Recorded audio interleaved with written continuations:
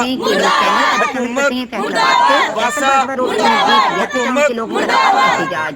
Yasir town के लोगों का कहना है कि 1 साल हो गया यहाँ सीवेज का निजाम बेहतर नहीं हो सका। यासिर टाउन में जगह जगह पर पानी खड़ा है जिससे बदबू और बहुत सारी बीमारियां फैलने का खदशा है। इलाका मकीनों का कहना है कि हमें बेयारो मददगार छोड़ दिया गया है और अगर वासा और जिले इंतजामिया फैसलाबाद यासिर टाउन और इलाका मकीनों का कहना है कि यासिर टाउन में वासा और जिले इंतजामिया सीवरेज का इंतजाम बेहतर नहीं कर सकती तो हमें बताएं कि हम अपनी शिकायत कहां लेकर जाएं। मजीद जानते हैं हमारे ब्यूरो चीफ हमाद सोमरो की इस रिपोर्ट में।